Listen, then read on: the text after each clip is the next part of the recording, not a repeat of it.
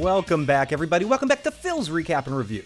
This is going to be for The Walking Dead, Season 11, Episode 7, Promises Broken. And Joe, if I could do it all over again, I would kill every single one of these episodes. I would kill them all, and I would not talk about them. Tonight we're going to talk about 2 episodes. I mean, mainly we're going to focus on Episode 7, but we did miss last week's big Episode 6 that is getting all this critical acclaim. We're going to find out what Joe thought of Episode 6, what I thought about Episode 6. Did it live up to the hype?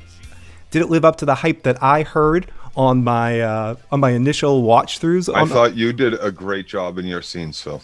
Oh, you did? You did? Yes, in Episode 6, you did a great job in your scenes. When I was on my hands and knees bouncing around, is that who you thought it was?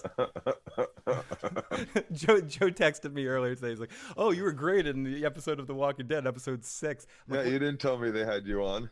Yeah. Are they trolling you? They turned you into a troll, Phil? They were watching the show. They were like, fuck him for trolling us. We're going to troll him. Joe, I'm still waiting to get my damn paycheck for that episode. Your royalties. I really am. They promised me something. They promised me equity for that shit, and I didn't get anything. But we're back here to talk again about 2 episodes of The Walking Dead. Episode 7 tonight, Promises Broken, in last week's horror-themed episode. So, Joe, did you enjoy your week off The Walking Dead? Were you excited to get back here this week and watch 2 episodes of The Walking Dead? And what are some of your initial thoughts of these 2 episodes, having missed a week? First off, tonight's episode was leading into next week, which is our season finale. We're not alone, obviously, tonight as well. No, we are joined by the wonderful, the amazing, the live motherfucking chat. The motherfucking chat is here tonight. We got AK, we got Jay, we got KCA, we got Jason Voorhees, we got Emerald, who was first to pop out in the chat tonight. We got so many people popping in and out tonight throughout the evening as we're going to be talking about this Walking Dead episode. And if you have your thoughts you'd like to get in and we miss it in the live chat, please leave it at 781-990-8509. Again, that's 781-990-8509. Any questions or thoughts you have on episode 6 or 7, or this is the exciting part of all of this, Joe. This is the most exciting part of our evening. This isn't our second to last week podcasting on Sunday, because Joe and I are back to be going as many Sundays as we can unless one of us has another commitment. But next week is the last episode of, they're calling it mid-season finale, but it's not the mid-season finale. It's the quarter-season finale. Yeah. So these seasons are being broken up into 4 8-part episodes. Initially, I kind of, even though, I don't know, this is a hard thing to say.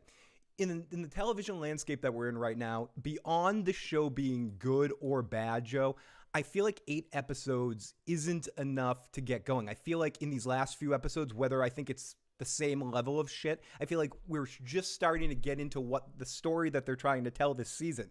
And we're ending the season, and then they're going to do it again the next half, where they do these like 2 or 3 episodes of getting everyone back into the scene and then getting into whatever small little story they want to tell. I had some problems in this episode, not so much episode 6, but I'm talking about episode 7 to start. Just realizing what the hell they were doing, and then thinking, oh, this is all about that plan, that one story. This whole season is about them going on that hunt to get food. That's it. Yep. That's it. That's everything that they're doing. So let me get this straight coming off this episode, Joe. So Maggie and they're all dressing up like Whispers to break back into that town of Meridian to get their supplies, where they were with the houses the other day and just chilling in the basement. That's not the place to get the supplies. That's where I got confused. I thought they had already found the place with the supplies, and that's where they were hiding when Daryl and the other guys came in to try to find them. But no, that was just a pit stop that they happened to stop that the guy suggested to go. And and just correct me if I'm wrong, anyone in the chat or watching this later. So all of them are dressing up like Whispers for Negan's idea to smuggle themselves towards the town to Meridian, where they're going, which has Admiral Pope there, Sergeant Statenko, whatever. Yep, they're gonna bring a zombie bomb. Okay, they're bringing the zombie bomb to that. Okay, so that's the plan. That's Negan's plan, and he's trying to encourage Maggie in this episode, like a bad Jiminy Cricket, to just kill them all. So that's no, to not do it. Oh, he was to rethink her decision. Oh, that she'll never feel the same afterwards. That once she does it, she'll that they're all gonna die. Oh, okay. Yeah, like. I think. He doesn't want to do this. They're all gonna die. This isn't a good idea. It's just bad idea. I was having a lot of confusion in this episode, but okay. So So that makes a lot more sense. Do you think next week in next week's big, epic, crazy quarter season finale, do you think we're leading towards a big Negan death? I feel like a lot of Negan's scenes in this episode foreshadowed him dying.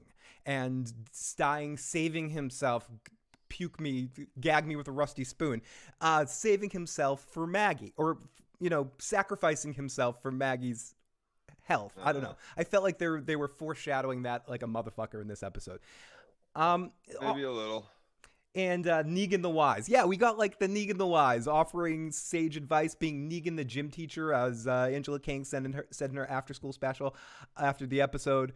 And you did get to see gym teacher Negan in this episode a little bit. I really didn't. I didn't like either of these episodes, Joe. Just to get it off the bat, 6 and 7. I had troubles with both of these episodes. So if you look at, especially tonight's episode almost put me to sleep. I started to doze off.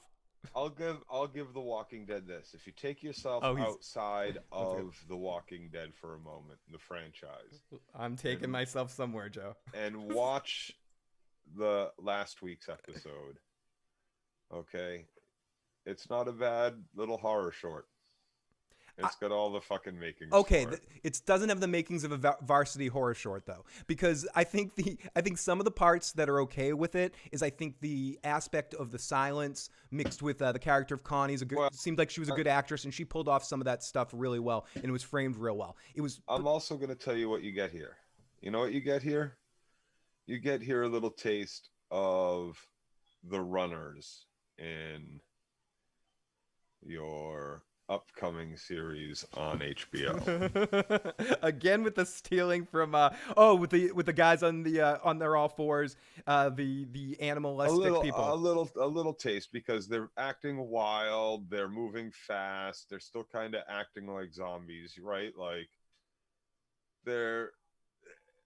it's very, again, reminiscent of a show that will be upcoming on HBO. The show that should remain nameless in this situation right now. They may not be like naked and bare skinned or whatnot, but like it is reminiscent, I would say. So I don't know. I feel like in last week's episode, I see what you're saying, that it was in onto itself, if I didn't know anything about The Walking Dead, not a colossal pile of crap. I think there were some scenes and some moments and some structural things in that episode that really worked into it of itself, of like an individual horror short. It did. But again, it was sound with the deaf girl scenes. Yeah, but maybe I would have been more impressed by it if the show Only Murders in the Building didn't do a similar thing a week earlier, where they had the same. I don't know what it is about Hollywood television shows. Sometimes things are grouped. Themed. Yeah, once Jessica Jones talks to her enemy in ghost form in her head, you see it in everywhere. You see it in Arkham. You see it in this. You see it in that. Always talking to the bad guy. And in like the matter of 1 week on two shows that I'm covering, both did a silent episode. It was really strange that happened to coincide on the same week. Coincidence? I think not. Also, in last week's episode, there was a couple of scenes where we've been talking this season a little bit about how the editing is making it look a little dark.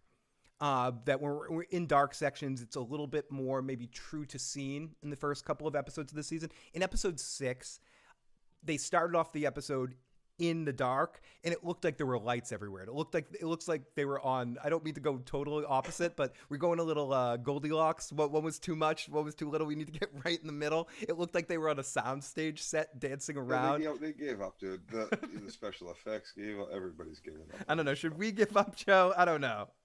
I'm starting. They have.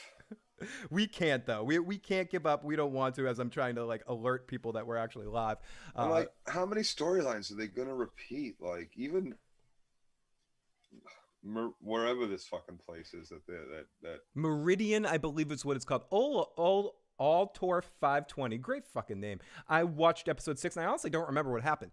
I only remember what happened because I watched it tonight, and that's what I'm saying. Like, we're getting to a point where I feel like we got a good episode last season. We got a bunch of good episodes last season. But where we are in season 11 of The Walking Dead right now, it's the Eddie Murphy thing. They're starving in the forest desert for a cracker. And last week's episode was a slight cracker in the way that it was structurally a tight episode. And if it was in a better season and all those elements existed into itself, it wouldn't stick out like a sore thumb and it would be more memorable. But right now it's just like, At least that was my vibe on it. Even tonight, if there was a few moments, like I've lost the cheer and love out of my sails right now talking about this. Talking about that love and feeling for Negan. Like I definitely enjoyed all of Jeffrey Dean Morgan's performances, but I don't have the strength to fight you tonight, Joe, and be like, oh, he was a bright light going on in the. I don't have the strength to put up a fight, Phil. Good, so I can talk about how we haven't got to the Commonwealth and like all the framing. That's the place. Like, that's a repeated storyline. Okay, there's some big nasty in charge. Right. There's obviously a class system. It's different in the sense, and they were copying I love how we met Joffrey in this episode. Like, we met some Joffrey douche kid that's just like, I didn't hate all of that because I like the humor of the scene because I don't know if they're playing it for humor, but I find it humorous. The scene where where they bring us into the room where Eugene's being set there looking like Hannibal Lecter or something, like they're trying to make Eugene ominous, and I can't buy it. Oh, if you guys want to get that plan and I'm to get I can't do it. Boomhauer from King of the Hill, like trying to say ominous lines and stuff. I'm sorry, I can't do it. And his line delivery again, and I don't crap on actors. I try not to crap on actors on the show. I try to go, oh, this is the writer, this is that, but we're creeping in some really bad acting this season too, especially by Lauren Cohan. And if you go back in time and watch this show, I was a Maggie fanboy. I had my head so far up her asshole I didn't understand it. As a performer and as a character. I enjoyed the character, and I've made this comparison 1,000 times, and I'll make it 1,000 more. I'm a huge Luke Perry fan, and I loved 90210, and I loved Luke Perry on the original run of 90210 when his wife died, and that whole storyline. I think he acted his balls off for a soap opera, right? He left to go do movies, and he always got bit parts in movies, but he never got those big parts anymore. And then eventually he had to go back to 90210 to make money because he didn't get enough movies. And when he came back, his heart never was in it. He was going through the motions. They never gave him good storylines. He was taking a piss and collecting a paycheck. And that's what Laurie Cohan said. Like, she left the circuit for a while, and all of her friends in the scene were like, do you realize how much money we're making at festivals? You don't even have to be good on the show anymore. Just come on, collect a paycheck for the final season, and then you can go on the circuit forever. And then you're Maggie, and you've been on X more episodes because you're a mainstay character, so you're going to make the big bucks in the. I don't know if it's that simple, but there seems to be some sort of element of that. But what isn't so simple and what is always awesome is the live motherfucking chat. So let's get into the live chat and see what some of the people say. We got the fractal curve in there as well. I hope Negan stabs Maggie in the head, says Olaf. That would be a very much more interesting conclusion to this season, but I have a feeling we're heading for a sad nothing burger in this final episode, and more masturbation without coming.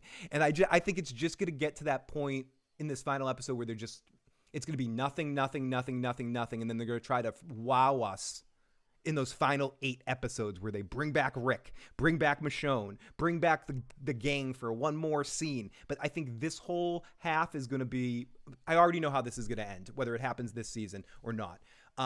Prediction. We're gonna prediction time here on Asshole Hour. So what's gonna happen is Eugene just gave up the balls. He gave up the balls of everything of where these people are and what's going on. So they're gonna send Stannis' force to go kill the wildlings. Right as it looks like the Pope in all of his dudes are gonna like conquer our good guy teams. The stormtroopers are gonna march in and like wipe everyone out and bring our crew into the fold of the community. And then we're going to have a whole 8 episodes. Next 8 episodes is going to all be about the Commonwealth shit. And then that's going to all break apart at the real mid-season finale. And then we're going to get connected with Rick somehow. And then we're going to get like more of a multi-community thing where we find other big communities. But this group with Von Kaiser and his whole crew, they're, I believe, going to be wiped out either next week by all the stormtroopers or at the beginning of the next season by all the stormtroopers, because Eugene just ratted, and that guy's going to try to take over a coup of the stormtrooper headquarters by using the new kids to bring in this new crew that are going to be loyal to him. Like, he's got a whole plan, like the dude in Demolition Man when he defrosted Wesley Snipes and wants Wesley Snipes to kill Dennis Leary and then take over. It seems like a stupid kind of plan like that I'm going to bring new people in to take over the vibe here to get out this family of the douchebag and the douchebag's mother. And honestly, I haven't read the comics, so I don't know how close I am. Less about whatever is going on in that town in their drama. Like, listen, we have literally one season left. Less. You want to introduce all, like, I don't know if they're assuming everybody who's still watching The Walking Dead must be watching Fear the Walking Dead. But, and I'm sure that's true for some people, but if this has anything to do with the Fear storyline or any of the off storyline, new series storylines, like, it's not worth it for anyone who's like, they're just interested in getting to the finish line. Joe, we talked about this a little bit before. I think that's part of the reason why some of the general audience, most of the general audience has run for cover, because I think post Alexandria, I mean, we can talk about the dumpster, we can talk about this, we can talk about Negan, but I think post getting to Alexandria, and even a little bit before that, when introducing new characters, The Walking Dead expected everyone had known the source material. And instead of, and we've talked about this a little bit before, instead of truly introducing and getting excited and making you excited about why Jesus is awesome, why Michonne is awesome, why... So we were just automatically supposed to be like, okay, Jesus is awesome. Right. Why this girl... what's her name? The Magna. Okay, Tyrese is awesome. Yeah, why Tyrese is awesome? Because we know him in the comics and he's awesome, instead of showing us on screen that he's awesome and building him as a character. They haven't taken any time. So to the point when we got our reunion of the sisters, which was a well-acted scene and all of that sort of shit, I didn't have the emotional care because I don't know or care about these people because they're half-ass bullshit characters that were introduced like members of Saved by the Bell or something. It just didn't work. And how much time are we going to have left with any of these characters Lost that they're introducing over in this new area, right? Lost did the same thing, Joe. Like, and I think I don't know if you made it all the way through Lost, but in the last... No, season one. A million times I'll say that. Never past season one. Even in the last season, they kept introducing characters that you just wouldn't care about, and it taken away from the main narrative of the story right now. And the main narrative and the main focus of The Walking Dead is so fucking low and cesspool-y. It's just so hard right now. I feel horrible because I want to come out here and fight the good fight. I feel like I can push Joe more into rants when I like something and he doesn't. But I was so bored by these two episodes. They were pretty boring. And like everything about like the possibly good episode, episode 6, kind of gave it credit. Like, even all of it is done pretty bad. Like, the bright spot of like the silent scenes, is still very cliche now at this point. Even though it's kind of nice to see, or whatever. You know, some people may not have seen something like that before, but and Joe, I feel like. I feel like of course there is. Of course there's people living in the walls of the house. Oh, of course they're wild savages. Yeah, let's not explain it. They're just on their hands and knees jumping around and like crawling. That's how they're all walking. Joe, they sit around in their off time going, okay, now do it more. No, you got to be more creepy. Are you sure this isn't creepy enough? Yeah, they watched Walk Like a Man with Howie Mandel and they wanted to run around like that. But no, like because they saw that movie The Ring right before everything crashed. Or they saw Gollum and they want to be like Gollum. They're like, people are my precious. But no, you want to know the real reason why they did that? Angela King explained it. We thought it would look really cool if we had them on their hands and knees rocking around, so we decided to do that. Right. Isn't that awesome? It's really fucking foolish. It's really fucking foolish. Like, because they wouldn't be in like a far more superior position to attack. Like, no, and why? Just because they lost their mind would they lose the ability to walk on their legs? All around, Joe, like jumping off the walls, but being like, yeah, what? yeah, to be able to do like to go be like crazy monkey jumping and all that sort of stuff. Like they can't, but they can't stand on their legs. They've all lost their mind to the point of becoming like a cat, you know, like a savage cat or something like that. But somehow they forgot they just can't walk on their own 2 feet. They all fight like that guy in Bloodsport. That there's a character there's in the Kumite in Bloodsport. There's one fighter that fights like that. He's like jumping around and stuff like that. Like they all watch Bloodsport too, and they're like, this is the fighting style we want to emulate. So the live chat says The Walking Dead needs more, or Chalk says The Walking Dead needs more boobies. Circus des Zombies says I am. You know what? It does need more boobies. It needs more zombie boobies. It needs more human boobies, male and female. And I gotta say, like, what's his name's sister? They're on like this mission to go get food in what might be like harsh territory, and she's wearing this white doily sweater, like knit sweater. You know, something to keep her warm with short sleeves, something to keep her warm but cool in the summer nights. Like, really? Now, this isn't survival wear, people. Jason Voorhees. Like, let's go on a mission and sleep outside for days on end wear. Jason Voorhees says, shh. Batgirl or lawyers in the Commonwealth? What is worse? I will say this. CW's gonna CW. And if I'm tuning into a CW show, I know what to expect, right? You know what to expect, but you're not tuning into AMC for a CW show. Right. I'm not tuning into AMC for shit. You know, if I'm spending my hour on my Sunday night, my prime television watching time, in the 1 hour a week or 2 hours a week, I can manipulate Joe's time to come out here and hang out with me. For sure. All of that sort of stuff. If I'm going to do that and pick a show to do it, I want it to be a good show. I don't necessarily want to come out here and shit on an AMC, but you're right. Batgirl's probably a worse show from beginning to end, but when I turn on a CW program, if I'm watching Flash, if I'm watching Arrowverse stuff, if I'm watching, right, you know you're watching it. You know exactly I'm in. What you're watching. I'm watching it for half 90210, half cheesy, bad choreographed fighting, and Batgirl does that in multiples. And honestly, to be honest, I haven't watched a single episode of Batgirl. It's the one of those shows I haven't watched, but I have seen all the rest, so I feel like, and I have seen Batgirl in the Flash and Arrow crossover, so I think I know what to expect from the series. So yes, but I'm speaking out my ass in the sense that I never actually sat down and watched that. Daryl ain't going. We all don't have strength left to fight for the final season, says Jason. Why didn't the Saviors or a group like them taking over the Commonwealth yet?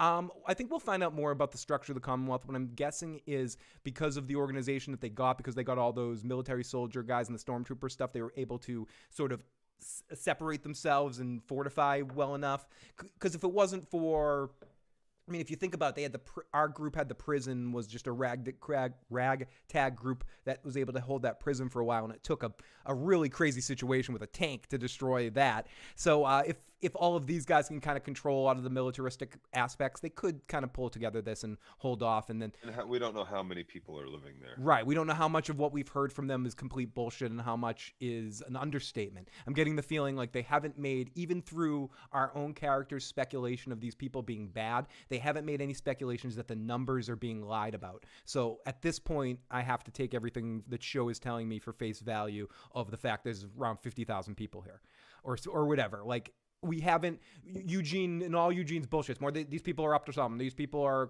manipulative and all this sort of shit. There's not that many people here. I think we're supposed to get a vibe like there's thousands and thousands of people, and that's obvious here. With the way that the structure's set up, the business, and what we've heard from Kumiko's. Well, maybe that's what they're trying to make everybody. It might be the Matrix, Joe. It really might. Oh yeah, I remember how that cheesy Eugene punch scene. Oh yeah, we'll get to that.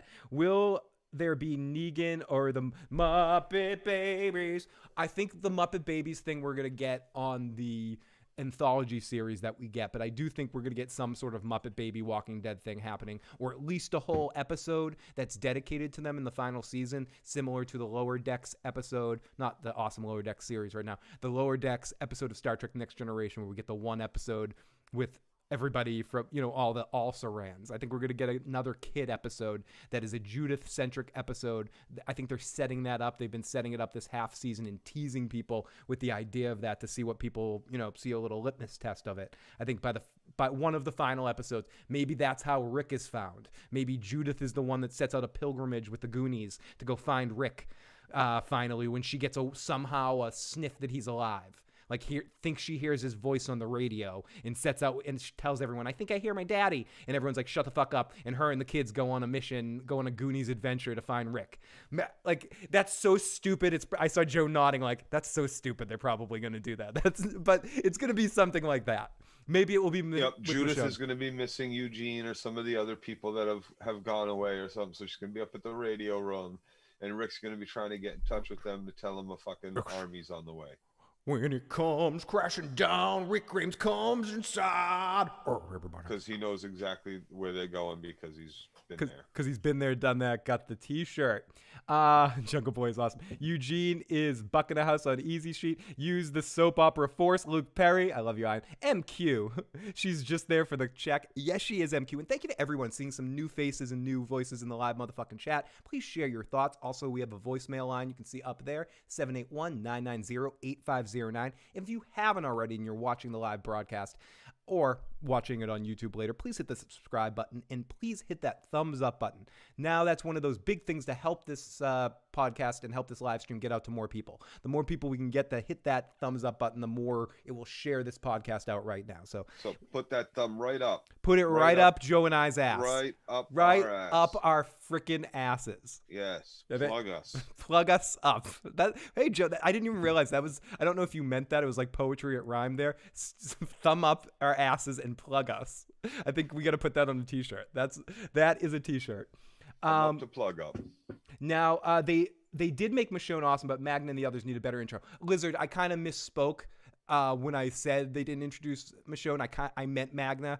That was the start. Michonne was one of the few characters that they did take the time to introduce, was showing her with her buddies there for a while and seeing that quick introduction of her and then taking some time to show her as an outcast and then bringing into the group.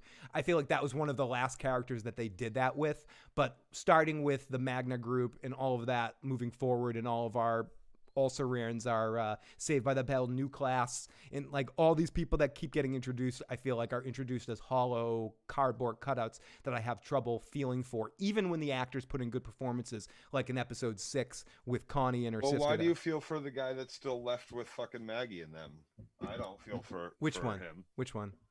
The guy whose sister and best friend, they killed the sister's best friend, and they were like, we're still looking for my sister, and they found the sister in the zombies. Oh, in the guy. Feel for any of them? No, no one. No, that was stupid. I think we were supposed to more feel for Daryl and get that as a test to show you that what's her name can join our group after Von Kaiser's dealt with Daryl's girlfriend, because we need to know that Daryl's girlfriend's a good person and not. That's not Daryl's girlfriend.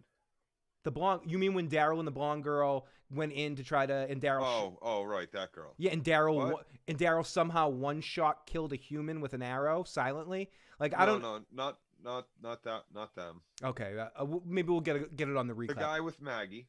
Yep. And there's a guy the ninja guy, and when they hold hands, that dude. Yeah, you like, I don't care about him. I don't care that he lost his sister or his sister's best friend. Like, no. Fuck them. I don't care once he dies either. He's just more fodder from the same exact fucking group. What, we're supposed to care about him because they introduced him with a fucking face mask? And I know it's because of what the actor wanted. Yeah, because he's like ninja and stuff, and we miss Jesus. But really, so Lizard said it, or not Lizard, Fractal Curve said it in the live chat. I miss Rick Grimes. And I think he was the Grimes family also was a big central force. I know they can't control Andrew Lincoln wanting to jump ship and all of that. But yes, I think if Rick was here, the show might not be great or amazing, but he would at least be a central point to at least have the focus character from point 1 of the series. There's a reason why, and again, I'm comparing it to different kinds of shows, but you can't, there's a reason why when they tried to think about doing Cheers after Sam Malone wanted to leave, they just said no, they couldn't do it. They asked Woody Harrelson if he wanted to like run Cheers and have Sam retire or something, and he's like, no, I can't fucking do that. You can't have Cheers without Sam.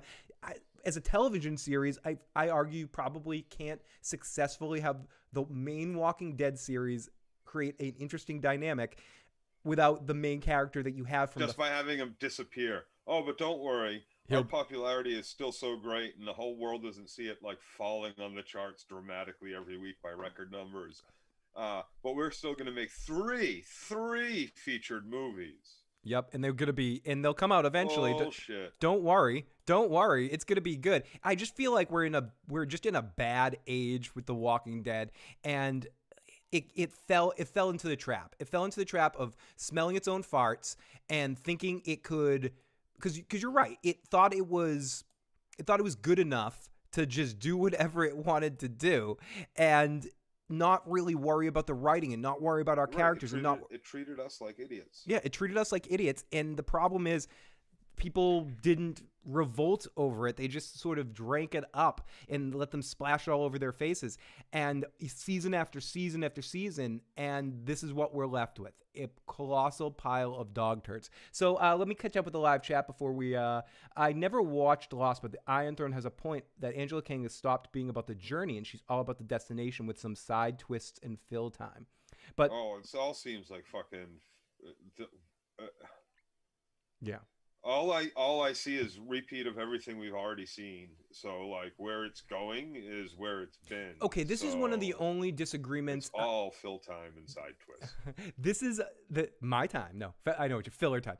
Okay. This is the only argument I'll have against what your because I agree with your main complaint about The Walking Dead's just doing what The Walking Dead did over and over again. But I would not mind that if they did it good and found new interesting ways to do different things. I feel like sitcoms are able to do things like that, and some procedurals are able to do repetitive form entertainment and still consistently make each episode or each issue still entertaining.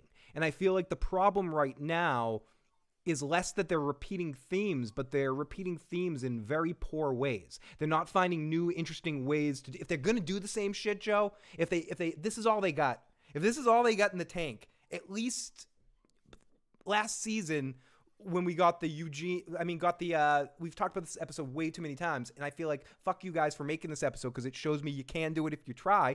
It's not something we didn't see before, but it was effectively produced. The episode with Aaron and Gabriel in Terminator 2, or some of the Whisper stuff, or like when they actually set their mind to it, they can do better than they're doing right now. Is I guess what I'm saying. This beginning part, if they're coming to a final season where they're trying to knock your balls off, get some of the heat back onto The Walking Dead, I feel like this is a really fucked way to start. This is a really fucked way to start the final season because nobody cares.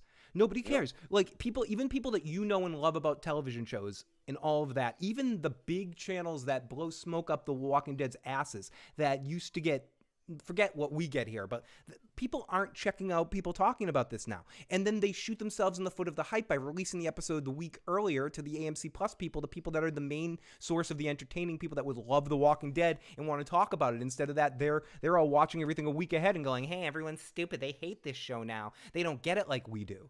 So it's creating a weird dynamic for a fandom of The Walking Dead where I've asked you this every week, and I'm going to ask you this every week, Joe. Can they have a good... Can The Walking Dead end this strong? Is it possible for The Walking Dead to... Or are they going to be like my last... I don't see how. My last urology test and putter up? I don't see how I'm not screaming about some big cliche ending that we've seen 1,000 times before.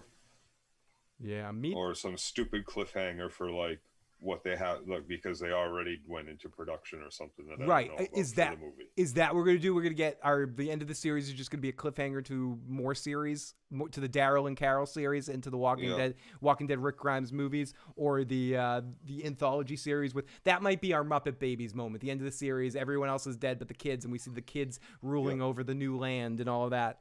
But Joe, God, I feel like we should just end this right now because if you don't have anything good, you don't say anything at all. I didn't take notes tonight. I have to thank Post-Apocalyptic something for their recaps. We're going to be copying their shit tonight and reading off of it. So that's always adventurous to see what someone else has to say about these episodes. But everyone, it's time.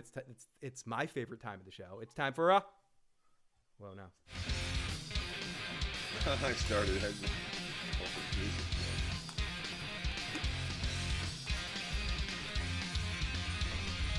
You know what I love?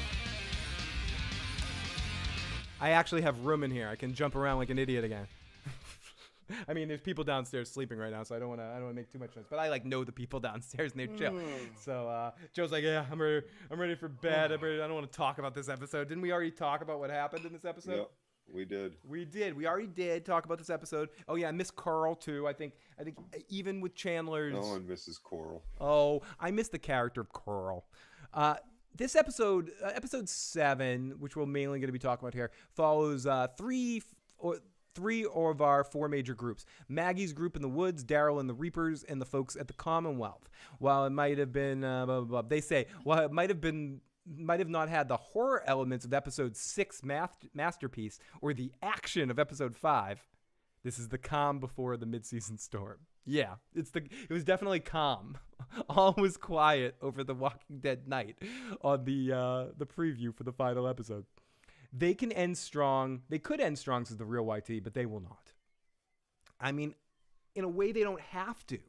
I think we've set it up in a way that will this be, in a weird way, the most disappointing, non-existent, cared about season finale? I can't think of another show like this. Even shows that had disappointing finales, like How I Met Your Mother, Game of Thrones, Lost, Sopranos, even like all these things that had somewhat. This is a whole season. The season finale so far is one of the worst season finale. Yeah, like, series finales. Sorry, not season. This series finale is sucky. It's one of the worst series finales I've ever seen on television. Yeah, from a start to a final season. And like, just to add on to that, is it? Can you think and of? By that I mean like the last. Can you think of any other show that's ended in this?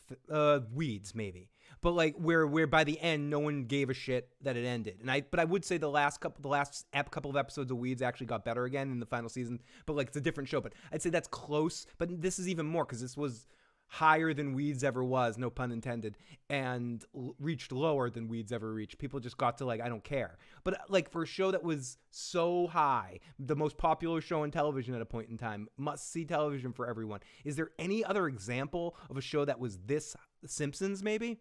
Even though it's not over yet, like where the Simpsons was on way past its welcome, and now it's dwindling numbers, and when the Simpsons does have a final season, most of the people that you used to like The Simpsons back in the day, right? Like, maybe not as much as me or something, but you enjoyed it. Up until like season 7, 8, or 9. If they announced that they were doing a final, this is the final season of The Simpsons, I wouldn't watch it. You wouldn't watch it. I wouldn't care. No. Right. So it's still on. Yeah. Yes, it is. They still make new ones. Really? Oh yeah. With no time. With ending no time soon.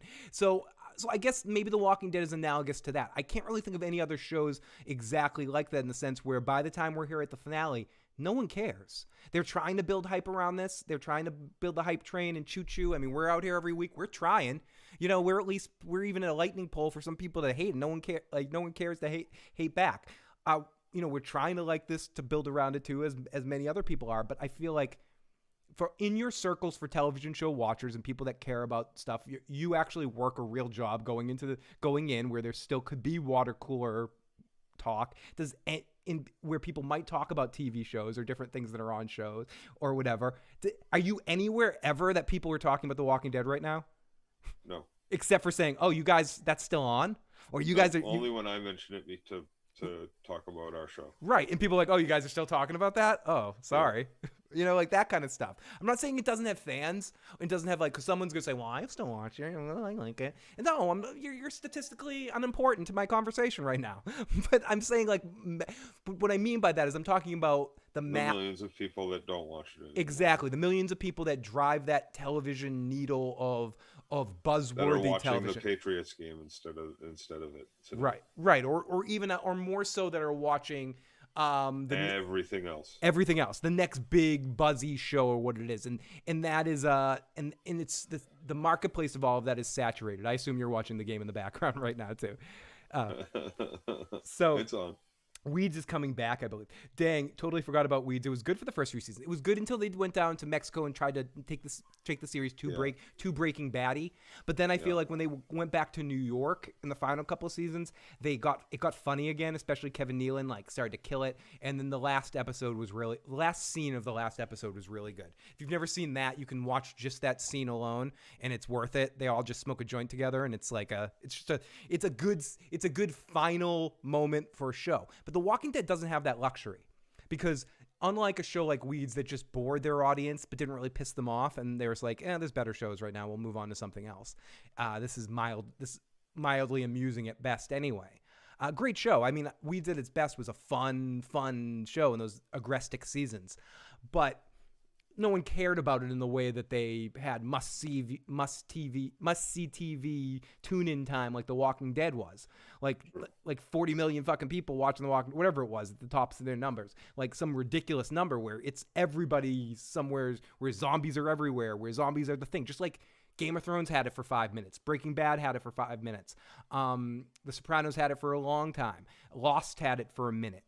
Heroes had it for a minute. Like this captures the zeitgeist. WandaVision earlier this year had it. I think it's this. I think you past 7 seasons, your ass gonna be fucked if you're not a half-hour show. Yeah, it's tough. It's also billions. I thought Weeds powdered out a bit towards the end. It did. It definitely did. Eeyore, right? Great to say Eeyore, one of our very long-time listeners in the live motherfucking chat. Also, Phil Fix It. I will fix it. I'm still, you can see Worf right over my shoulder right there. I'm still settling into the new area and figuring out my set behind me, but I will get Worf in a more prominent location in a second, my good buddy. What I really like about Billions is they got rid of the wife and the kids after the first season. That was refreshing. I haven't watched Billions, but I have heard good things about it, actually. I realize I'm watching episode 8 of the final. Oh, yes. The final, and that's the thing. Right as we're talking right now, Joe, everyone watching right now can shut this shit off, shut us two talking hippie heads off, and go watch online, because it's been pirated already, if you don't want to pay for the AMC Plus, and go watch the series, the mid-season finale, and not tune into us next week. You're not missing anything. We're just going to... Nothing. You're not missing shit. You're going to miss me. I'm going to tell you right now, you're going to miss me talking shit about it all throughout the whole time. That's it, Joe. We got a voicemail. I have a feeling I know what this is, but let's listen. It's Jason Voorhees. I just got one thing to say. As us all watching The Walking Dead, I think we all can agree. We have Stockholm Syndrome, right? Am I right? Am I right? Or am I right? Jason out. Absolutely, Jason. And Joe and I talked about this, or I think I ended up doing the podcast myself. Shows never give me it, but it's not because of the show. It's because of me. My Stockholm. It's because of this show. It's because of me. Yeah, I have you Stockholm syndrome because you're my friend, and you're like, I can't make him do this shit alone now that I have the day off. I got away from this. I thought about, like, my computer was giving me trouble earlier, Phil, when I texted you, like literally 5 seconds after I texted you. The Zoom meeting popped up. Yeah, you thought you were saving your life. Yeah, save the cheerleaders, save the world. We will. I will do that. I'll give you guys I'll do an apartment tour at some point soon once I have everything set up here. But you're basically in it. Give the robbers the layout. Show it's basically just this room. Oh shit, my camera. I shouldn't have done that because now my camera is all fucked up. But yeah, I'll give you guys a tour at some point. And yes, I will be getting a kitty cat at some point soon too. Sometime over the winter, I'll be getting a kitty, to add to the family over here. So yeah, you'll see a little mini kitty probably jumping around behind me at some point in a couple months. I will look for a Netflix and watch. Still watch Joe pissed off next week. Yes, still tuned in just to watch Joe be pissed off next week. Okay, so speaking of Joe pissed off, let's get to this recap. Maggie and Negan. Maggie's group stops for a breather in the woods while escaping. Again, in this one, I'm going to be talking about this in groups of characters rather than chronologically what happens. We're going to start here with Maggie and Negan's story. Maggie's group stops for a breather in the woods while escaping Pope's Reapers, who just flushed them out at their hiding spot. But Negan is not up for a return to Meridian just yet. He thinks that a further escape plan from the Reapers is a better plan. He eventually agrees to stick with Maggie, Gabriel, and Elijah. That's the guy's name that you were trying to think of, Elijah. If Maggie will promise him that there's no more bad blood. Promise me you don't try to kill me. Was this the stupidest shit I've ever heard in my life? Right, it was stupid. dude. Yes, okay. If you fight with me, I promise I won't take vengeance out on you for murdering my husband and my son's father. What? No. As soon as we're done, I'll kill you in the foray. And that'll be that. Yeah, what the fuck? I mean, and she just turns to, and I think at one point Elijah's like, do you think he changed in the episode? I don't care. I hope he changed. I hope I don't have to kill him. Like, I just Why think... do you hope you don't have to kill him or don't get to kill him? Yeah, what the fuck? Get to keep your promise. Like, why can't you be fucking consistent with this shit, Maggie? What do you want? Like, there's just like, I hope I don't have to keep the promise. Yeah, fuck. Like, the only people that are going to know are you and Daryl, and I don't think Daryl gives two shits. Nothing. Daryl doesn't give a shit about anything right now. Oh, in front of the priest. Oh, big deal. Okay. Yeah, because I'm so religious. I go to all this priest's fucking services. Yeah, and this priest is so honor bound too. Priestly. Yeah, this priest is so honor bound. He just lied to Maggie. Why would Maggie? He's lied to Maggie every time opportunity he gets. Every time opportunity he has to lock someone inside a church and walk away, he'll take him. I don't forget. Yeah. If we were gonna have Maggie hold Negan accountable for every horrible thing he did, can we at least hold Gabriel accountable for every horrible thing he did? Right. Like, Jesus, he ended up in Oz because of his horrible actions. But he didn't do it to any of our people, Phil. Oh, so yeah, okay, it's okay. okay. He didn't do it to Glenn. Oh, Glenn. Poor Glenn. No one talks about Abraham anymore. Not Abraham. What was his name? It is Abraham, right? The other guy that Negan killed. Abraham, yeah. Abraham. But, whatever. Because that guy's like, I want off the show. Kill me, too.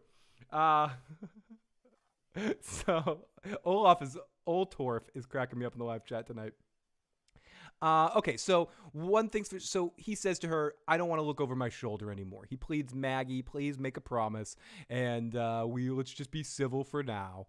Like, okay, so with our episode title tonight, Joe, is it just to be assumed that Maggie is breaking that promise? She doesn't give a fuck? Broken promise? Is that just foreshadowing the fact that Maggie thinks this promise is stupid? Oh, I don't know. Am I thinking too much into it? Yep.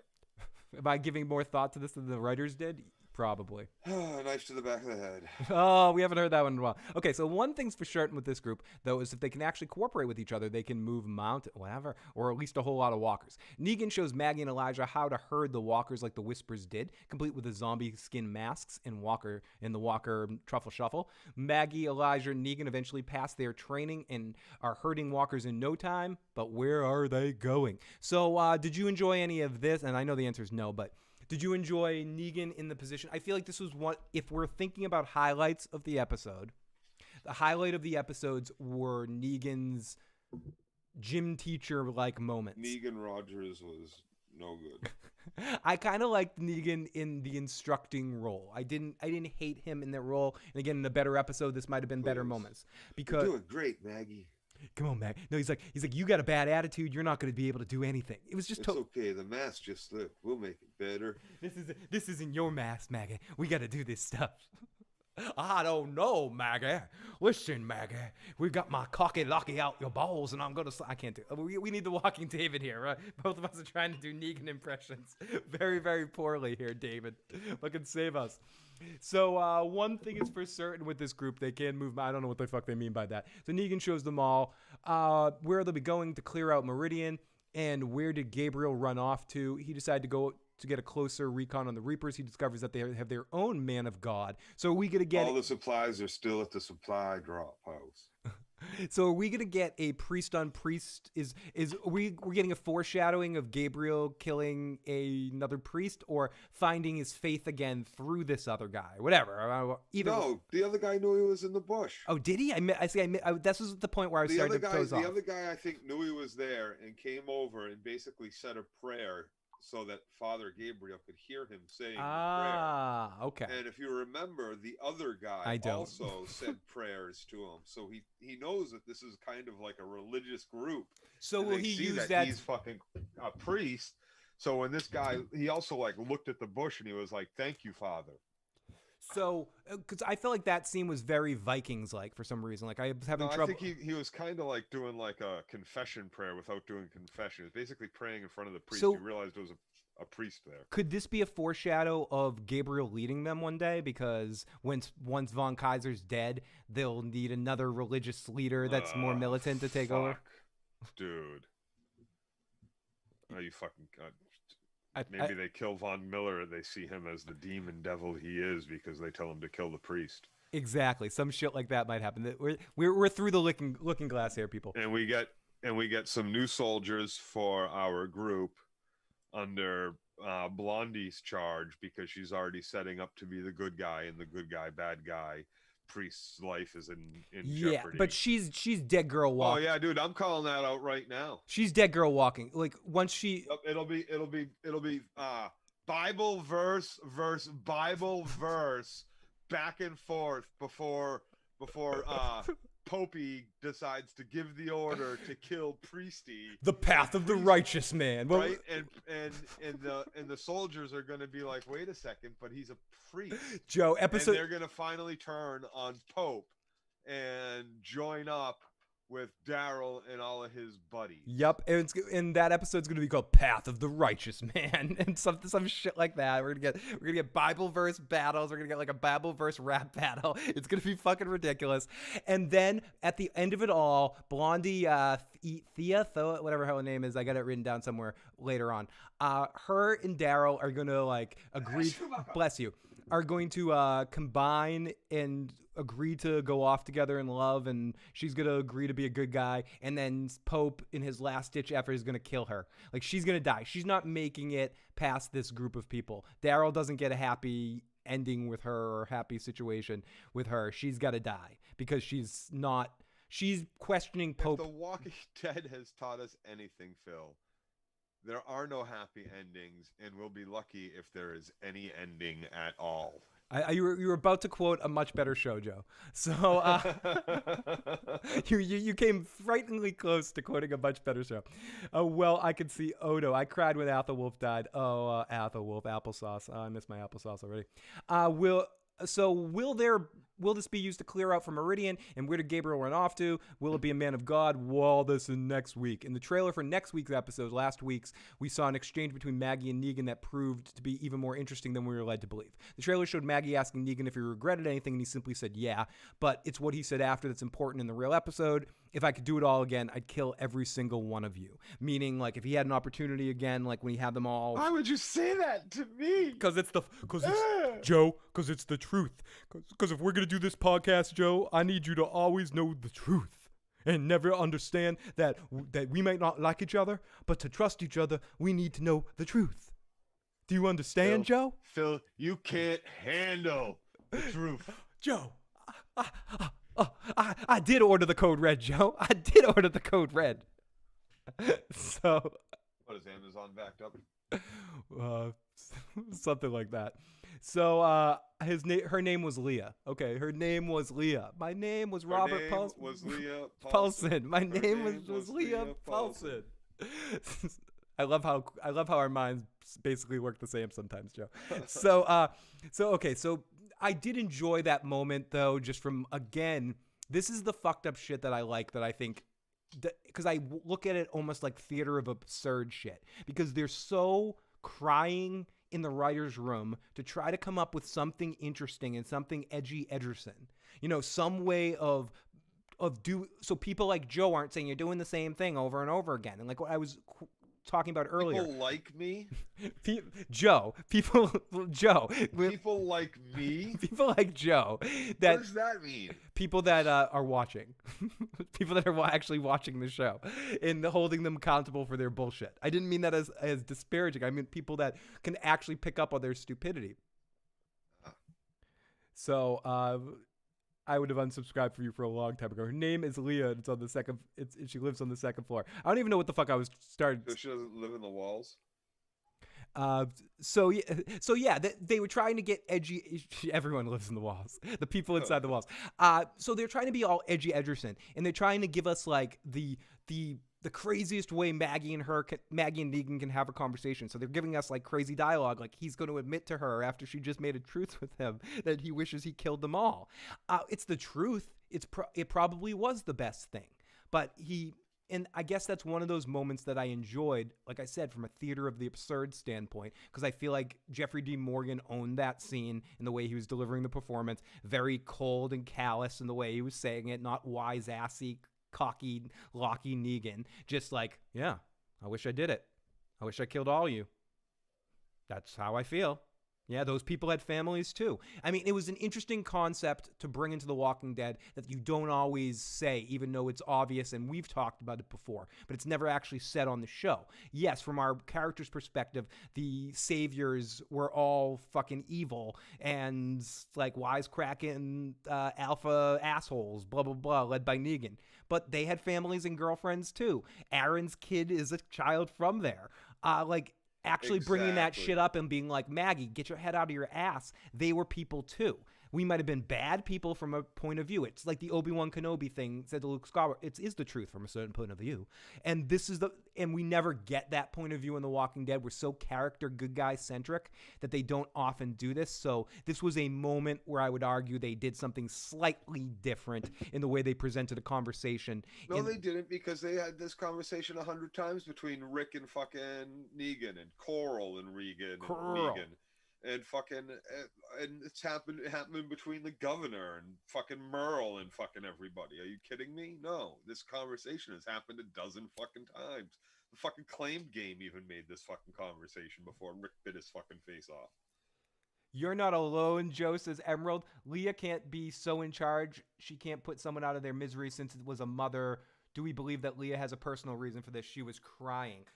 Could Leah have a kid somewhere that she lost or something like that? That is definitely a possibility.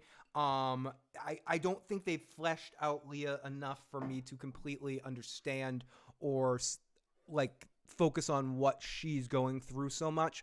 They seem to, at least in those scenes, focus way more on Daryl's perspective of it, which leads me to believe that Leah is more than just temporary of a character. I think she is not going to, I've said it a couple of times now, not last past this stretch of episodes.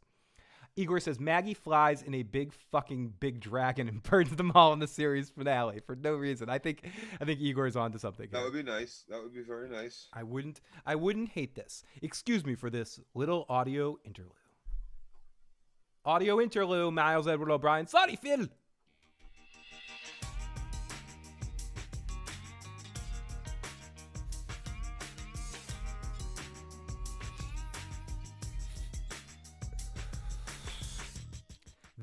This audio interlude was brought to you by 420 Entertainment. 420 Entertainment for all your audio interludes.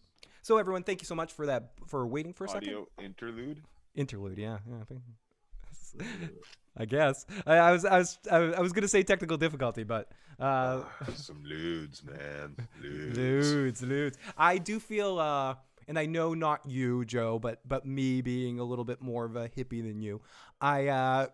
I feel like I wish I've never tried. I missed out. I missed out on a generation there. I think I would have unfortunately been a total 70s lewd guy. I think I would have been like been dead.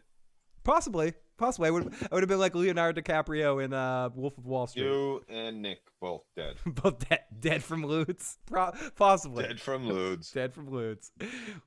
Hey, Carlos. How about some lewds? Lewds. They'll make you feel good. Feel good. No, man.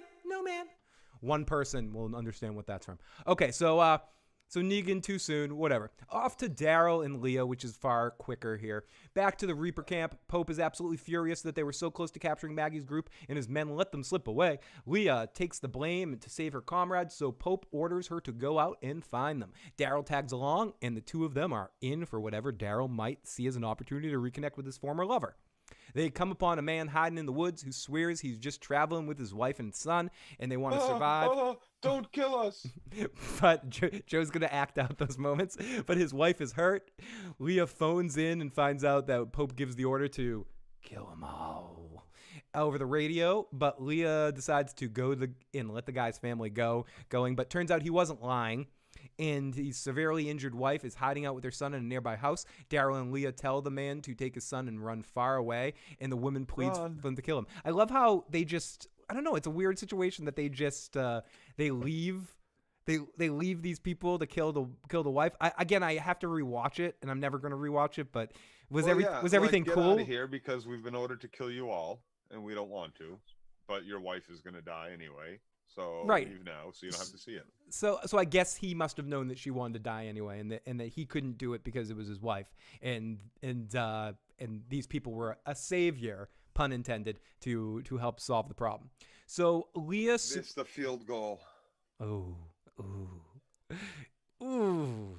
With 55 seconds still on the clock for Tampa Bay's ball now. Damn. We lose. We got Joe. For anyone watching Sunday Night Football, we got Joe's bullshit. Sports Minutes going on right here with bullshit. The return of Team Tom Brady to Foxborough. It's in Foxborough tonight, isn't it? It's a home game. Yeah. Oh, and he's fist pumping. Oh, there's fists. Bitch boy. There's fist pumping. We got Joe. People want to see a Joe rant. You might see it about football in 20 minutes from now. Is it fourth quarter? No. Is it fourth quarter? There's 59 seconds left. Oh. They just blew the field goal to go ahead by a point. Let's see onside kick time or try to hold him off. Okay, so turns out he wasn't lying. For Leah suggests No, they blew the field goal attempt. It's their ball. Oh shit, yeah. So no onside kick. Okay, so they got a game is pretty much over. How many timeouts left? He's gonna kneel.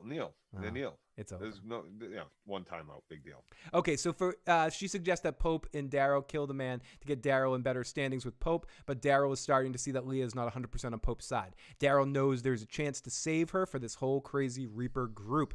But I mentioned this before. This is so trivial and stupid, but again, on a show that's showing trivial and stupid things, it bothers me. Leah's going to shoot the wife with the gun. She can't do it. Daryl steps up and shoots her. As far as I know, where's he shoot her with the arrow that instant? So that does a arrow to the eye insta kill automatically? Isn't there? Wouldn't that not necessarily kill someone? Or not necessarily. But it insta killed. Like he shot her. She's already been bleeding out for a long time. Okay. She got trauma. Okay. But to me, I'm like, it's the what? Isn't it this Phil? Yeah, that bothered me a little bit because it was like this what you're nitpicking. Yes, he silence killed. It's a crossbow bolt to the lady's head. It's going through her skull. Okay, fine. Thank you, Joe. Right to the forehead. Knife to the back of the forehead. Off topic. I noticed a lot of streamers when lighting or mixing their green stuff, they change the screen. Does YouTube make a rule when no one can show anything? No, I don't think so. Depending on the stream, I will do it, but it's more of a habit rather than a funny habit of like I always liked it on that 70s show when they never actually showed it and you showed it in front of the camera rather than watching it. So now I just do it more for like, you turn off the camera comes back on and there's a cloud of smoke. I kind of like that vibe. There's no reason why I can't anymore. So I'm in a legal state and I'm in a legal situation. I don't think there's that specific kind of thing, but I just do that for funny hippie activities or technical difficulties purposes because of tradition more than anything, because I enjoy putting shit like this up on the thing going, I'm gone, coming back with a cloud of smoke or something. So that's my reasons behind it. Welcome to the Dirty Locks Sports Talk Radio, 420 AM, coming to you live from Boston. Joe Dirty Locks, what'd you think of the Patriots football game tonight? It sucked. Joe Dirty Locks. No. Honestly, it was a good game. Yeah, scrappy. They had a chance. They could have won it, but the field goal. Not everyone can be the Las Vegas Raiders this year. So not everyone. This might be my Raiders year. I'm from Boston, and I'm do one. They are. Brady stole one with the tuck game. I don't know if they are, but you are, I guess. I guess I am. So I've been loyal since the 90s with the Raiders. I'm due for one. So back to the frickin' Commonwealth with Princess Ezekiel and Eugene. Did we skip something? Did I miss something in the last episode where they're automatically like working the chain line? No, that would, dude. Yes, they're skipping. They're not telling us. Like, you don't need to see it. It's obvious. Okay, they got punished. Yeah, but I would have liked to see the court system. Okay, they got out of the cage and they're wearing the suit. Okay. So here we come. We see Ezekiel's health. And that's just it. Nobody cares about this group or what's going on there. Like, so they're yada-yadaing shit in that area because they don't really have anything for it. The believe it or not, more compelling storyline is the other repeated storyline.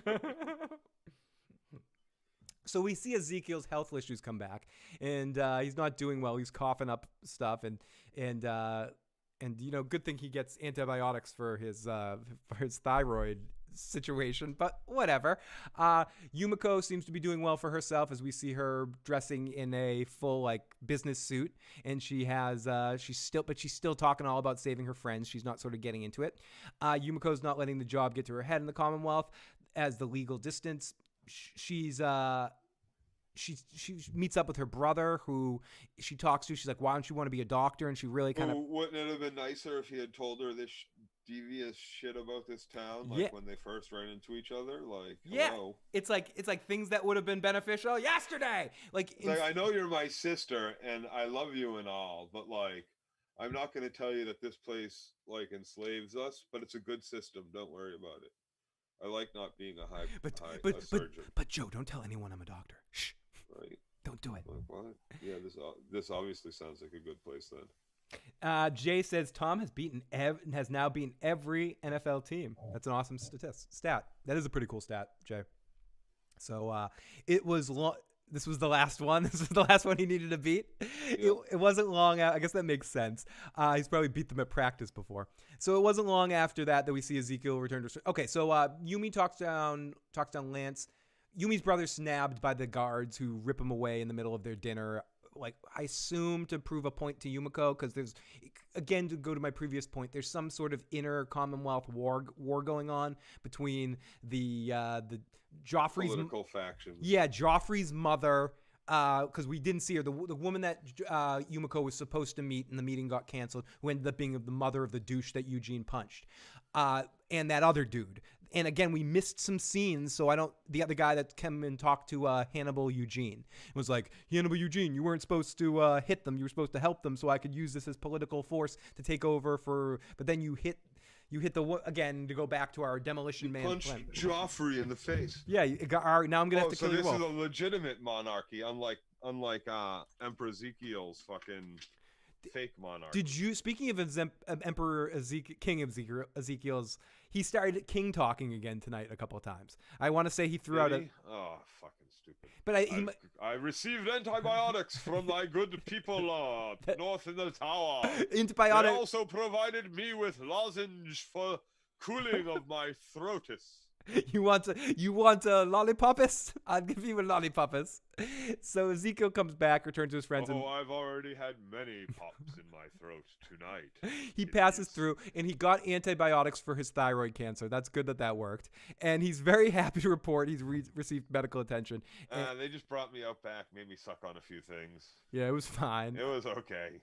My throat's feeling much better. Yeah, I'm all better, but I just wiped it off. They handled my reoccurrence of my thyroid condition in like 5 minutes. It came together. But I don't know. In fairness, we don't know how bad of health he's really in, if it is a resurgence of his sickness or something. Maybe he's just has some sort of infection post the surgery or something. Whatever shit's going on.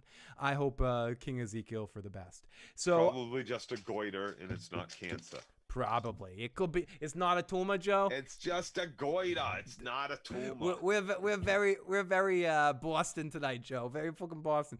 Could this be a tumor? It is a tumor, Joe. It could be a tumor. So could this be the reason she was taken, to provide medical treatment to Ezekiel? Does this mean Lance and his cronies know about Tommy's secret medical expertise? I don't know. This brings us to Eugene and Stephanie. Now, I don't know. I want to be a fan of Eugene. It is a tumor, Joe. This whole show is a tumor. I want to be a fan of Eugene. I really do. But I don't know. Like, I feel like the actor and the character of Eugene is a less is more kind of situation. The more I see of him, and the more he's in more scenes, and they expect him to carry a moment, the more I just sort of lose track of the situation. And the Eugene and Stephanie stuff is just meh. Now, Phil. Yes.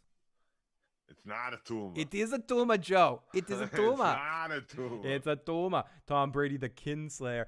Okay, so we let his badass side show through. Eugene is out there showing people how to kill things. Him and Stephanie witness. Right now, come on. They witness a couple kissing. Eugene the badass suddenly. Right? Like, am I wrong? Like, in like one of the last 2, maybe 3 episodes, don't we still see him running from like, oh, zombie? Yeah, no, it's situational, and that's where they don't even know their own characters because they turn their characters into what we need them in the moments instead of actually being characters. And that's what Yep. shows that suck but still keep me going throughout, entertained within them, is shows that are able to develop characters that stay consistent. That's why Like, Eugene's also what they gave us tonight. Sorry. No, no, with go, your point go. even more, Phil. go. They gave us Eugene, who breaks his smart guy character, obviously knowing what kind of place he's fucking in, and he commits a violent act against somebody who gets a guarded armed escort places, right? And then suddenly, not only is he the warrior guy, but he's the big tough that's gonna, stand up Yeah. and make somebody be gentlemanly Bullshit. and punch them Bullshit. in this place where he's being punished and almost exiled, and like,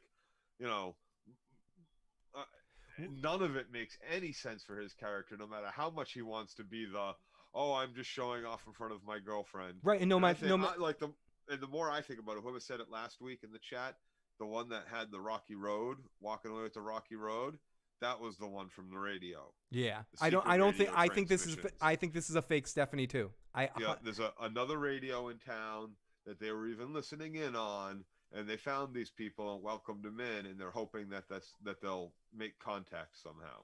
Yep, Eugene's ponytail, So by they the can way. fish out them. It's just bad. 11 years and you don't know how to kill a zombie. He and Stephanie witness a couple kissing under the pavilion, completely oblivious to approaching walkers behind them. Eugene runs over to save the day, killing every last one of the baddies, but the young man who he saved doesn't seem grateful at all. The little Joffrey douchebag has some choice words like, "You fucking idiot, how dare you save my life? That's for security to do." Like, first of all, I don't care how douchey you are. His douchiness didn't make sense. So he expected them to just sit there and let the walkers kill them. And then when the other one's about to kill the girlfriend, and the other girl kills the walker, and it splashes some guts on the girl, they were just supposed to let, I know Eugene hit him and kind of defeated the purpose, but if Eugene didn't hit him in that situation, could they have spoke the higher ground there and be like, we just killed the walkers, we didn't do anything? Or was this just a setup from the beginning to put Eugene in this situation with like douchey kid? And did the douchey... No, it was set up so that they could save douchey kid and use it as a political, propaganda. Look, our new friends saved the governor's son. But Eugene they even called that woman the governor. But Eugene... So we got another governor situation. Yes, Phil. So yes. I missed that. So did Eugene just break out of character so much just so he could break out of character in the scene and act like a tough guy and punch somebody? So, okay, so yeah, he punches the dude, and Lance and Mercer run up suspiciously quickly, letting Eugene know that the kid just punched his governor, Pamela Milton's son. So Eugene finds himself right back in the jail cell, looking like Hannibal Lecter. They have him like tied down. None of the guards were around that was supposed to be around. No. Other guy came out with them. Yeah, it was political rival. It was very, very set-up-y. Lance uses this convenient opportunity to press Eugene one more time for info on the rest of the people back at Alexandria, but Eugene refuses. Well, he refuses until he doesn't. We see some classic Eugene work here as he seriously considers ratting on his friend's location. But does he have a plan? Is this real? Is he really telling the truth? All this in next week, Joe. Did Eugene give up their location? Do you think Eugene ratted in this situation, Joe? Yeah, of course he did. They put him right back into character. As soon as they threw him back in jail and gave him one threat, suddenly he's a scared little boy again. Yeah, and that's what, again, I've talked about this a couple of times, and I talk about it a lot on shows that suck, whether it be sitcoms or shows that I've watched longer than Joe does, because this is a me thing, not a Joe thing. I think that I'll watch a show far past its expiration date if the characters still grow and the characters are still fleshed out versions of themselves. The Walking Dead has gone past that point too. You know, for a while, the storylines still sucked, but the characters were still at least fleshed out characters. We're to a point right now where the characters are all hollow replacements of each other.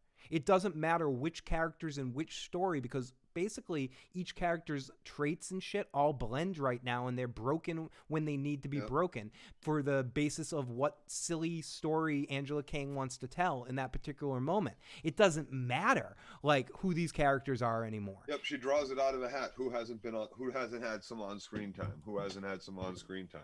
Exactly. And how we can set it up, and then we'll bring it back to normal, and we'll bring it back to this. It's a shame. It sucks, and it sucks, and it stinks, and it stinks, and it sucks. Tony, motherfucking pajamas.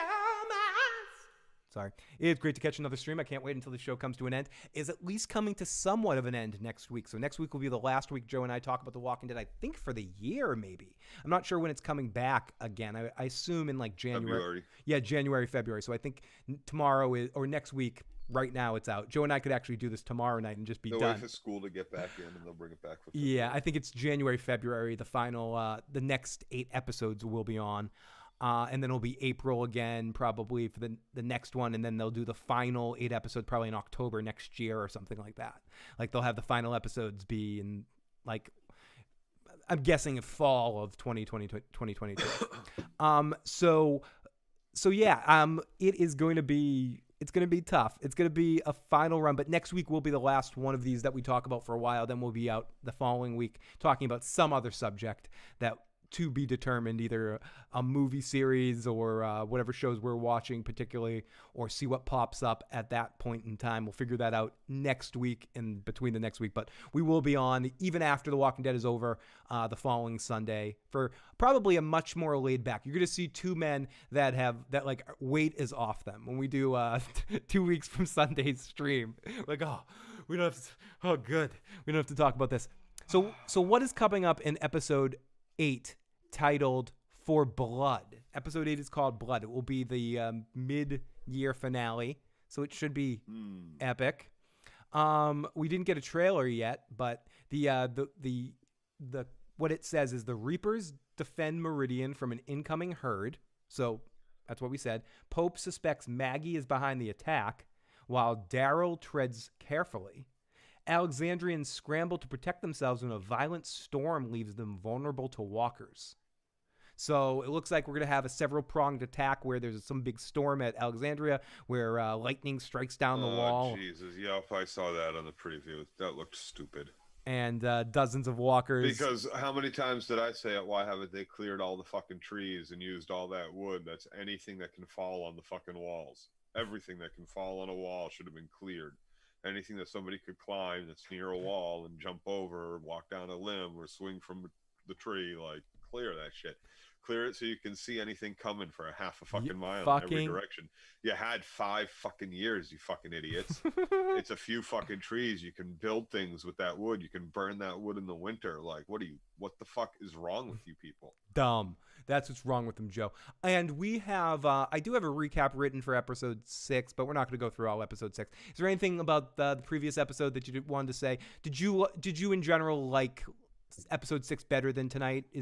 Do you agree that it's the best episode of the season that people are saying? I'm not sure I agree, but what, the horror house? Yes. Was that your favorite episode of the season? Only because it was the least Walking Dead episode. Like, it really was. Like, what was Walking Dead about it? Okay, so we had a group looking for her. Okay, that was, another repeated storyline that they've had a million times. Okay, but they actually find her, so that's good. That, I don't think it's been repeated too many times. But ultimately, like, the whole House of Horror thing, like, it was kind of stupid also. Real YT says, what about the show you and Joe have promised us? What show is that? Let me know, Real YT. If Joe and I made a promise, we might have forgotten it. But what show are you talking about? But we have a bunch of other shows we will be talking about coming up in this new year. The new Lord of the Rings series, we'll be talking about that. We'll be talking about The Last of Us. We'll be talking about the new Game of Thrones prequel series. We'll be talking about the last season of Ozark. Or I will be talking about the last season of Ozark. A couple of other shows that are popping up. Cobra Kai comes back in the end of December, beginning of January. I think another New Year's Eve kind of thing. So Joe and I will be talking about Cobra Kai. But let me know, Real YT, what promise. Jesse says a tornado would be nice. If we're going to see some big natural disaster of some kind at Alexandria. None of it would be nice. Like, honestly, anything but a fire, because we've seen fire so much. I would like to see anything on screen besides a fire. Right? I don't need to see any of it. Old Torf says, have we ever even seen a winter on The Walking Dead? I mean, it does get cold in Atlanta. They got stuck in the winter last year. Remember, they had to make it through the snow. Yeah, it's brief and it's light though. And Judith and Negan had to go find Dog. Oh yeah, some shit. I remember that. So I don't know. Leading into the next week's season finale, mid-season finale, I'm not tremendously pumped, but I guess they could pull off an exciting episode. At least I have a feeling it might be a little bit more exciting than this one. And Joe and I will be here next week to talk about it. Girl on Girl Walker stuff. About the shows you both liked. Oh, okay. Shows that we liked with bad endings. I remember we were going to talk about that. Like about some of the worst endings in series, some shows that were really good that had bad endings. So yeah, basically what we'll do is the next Sunday show, after the final of The Walking Dead the following week, we'll come out here with a general no topic show, and we'll do sort of like an open question thing and head us in a lot of weird directions. We'll just do an issues program kind of night and take your questions and comments, and we'll answer questions like that and go in a lot of what ifs and whatever kind of situations. Ifs.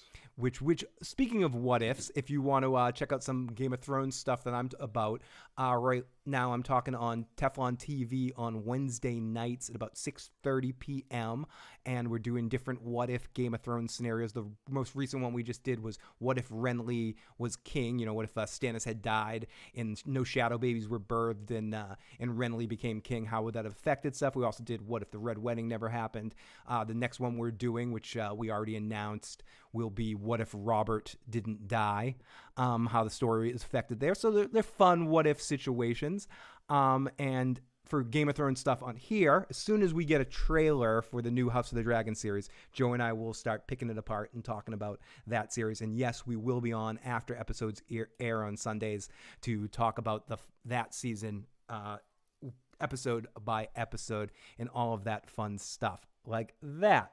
So we're going to end the Walking Dead discussion right now, and then I'm going to keep Joe on here for a few more minutes, asking him a couple questions about a couple of other topics that we're going to go for. I have one question specifically for Joe for something I read earlier, and then something I want to talk about myself here because I don't want to do a full review. I want to just talk about something. But I am going to pretend to finish this for anyone that wants to do this, and so I can maybe cut the edit later. So I'm not really ending right now, everyone. We're going to keep going. So, but here we go.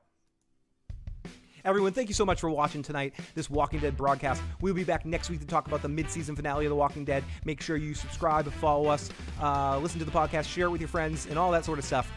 We love you guys. Talk to you next time. Bye. Okay, so a couple of things I want to talk to you about. Now, first off, easy one. Did you see the first image released from The Last of Us? Yeah. And also I wanted to add, because I honestly don't know how you feel about all of this happening. I know it's one of your favorite series, but it's kind of hard when you got you're coming for like a TV interpretation of something like this, where they could fuck this all up.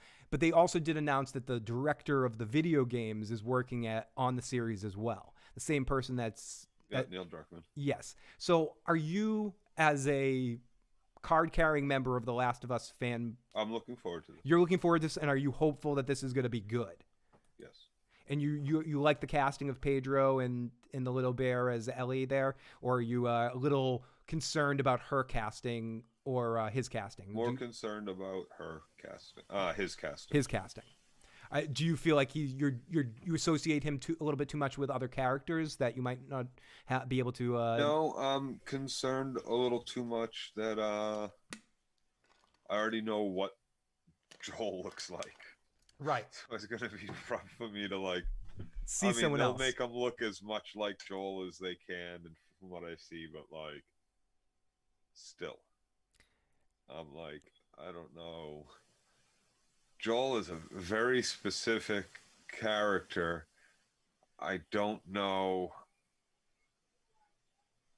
if he can pull it off. Negan would have been able to pull it off. So is Jeffrey Dean Morgan.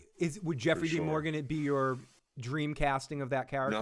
No, he wouldn't be. Who would be your dream casting of this series with the two people that have been cast? It's happening, whatever. But if you were to be the person that dream casted one of your favorite franchises right now, who would be the two actors you would have placed in those roles? Or I know it's harder with the kid actor because it probably would have been an unknown kid actor. I think everything we've seen from her in Game of Thrones, she can present lines well, and they're giving her more to do. I know a lot of people asked for Maisie Williams. She's too old. They couldn't do Maisie Williams. HBO's usually good about casting kid actors, so yeah. I'm confident that she's going to be able to pull it off. But it's a harder for me to pick a kid. So I guess more with Joel. Who would be your dream casting of Joel? I don't know. I really don't know. It's something I have given a lot of thought to. But ultimately, it's difficult for me to choose. I've asked you this before, and I believe your answer was no, because I know he was also in talks because they like to keep within the HBO family. Would Jaime Lannister have been a better pick? No. Would I don't know why I just thought of Stephen Ogg, or would my good buddy Garen Dillenhunt been able to do it? Yes. So wouldn't Unicorn. Walton Goggins. Oh, Walter Goggins. Yeah, Walter Goggins can do anything. He's fucking amazing. He's one of my favorite. I really love the episode, the series Vice Principals, and I do like Danny McBride. I like Eastbound and Down too. I think it's funny. I think it's all right, but I don't go back to it the same way I go to Vice Principals just because of Walter Goggins. Like he is one of the most multi-talented fucks on the face of the planet. Yeah. He's a really funny, good. Raising good Hope Dad could have done it. Yeah. Yeah, I don't know why I thought of. I think of every role I want to pump Garen Dillenhunt into it. But in general, you're hopeful for this series. Are you going to be looking at this series with a very high standard or with fanboy glasses on? Fanboy glasses on. Fanboy glasses on. Okay. No, and that's fair. It's like, but like that doesn't mean I don't look at it. I won't be looking. Like every scene will be compared to. Like everything is going to be compared to that video game. Now it's funny that we talk about fanboy glasses because that leads into my. Because I'm not here. Like, cause I want to be clear. I'm a fanboy of the games, right? Games, and right. Factions, and the left behind add on. Like I'm a fan of that. I'm a fanboy of that shit. So like, when I say I'll be watching it with fanboy glasses, that's even more of like. No, that's like the Game of Thrones. That's even more critical than. No, that's like Lord of the Rings fans. That's like Devin watching the Lord of the Rings movies with like, that's not accurate. But speaking of fanboyness, to proceed to our next point here, so we're going to be covering The Last of Us. We'll be talking about the premiere every episode of the first season at least, just to get Joe's reactions right away. So. To proceed down the road, topic 2 that I want to talk in our little after show is I've heard rumbles in the jungle of another series that you're a little fanboyness of. Someone brought it to my attention. They sent me a private message about there's strong talks right now about a Babylon 5 reboot or a continuation to the series. It's unclear right now which it is. And the people I heard talking about it were very upset because it was in a Star Trek forum that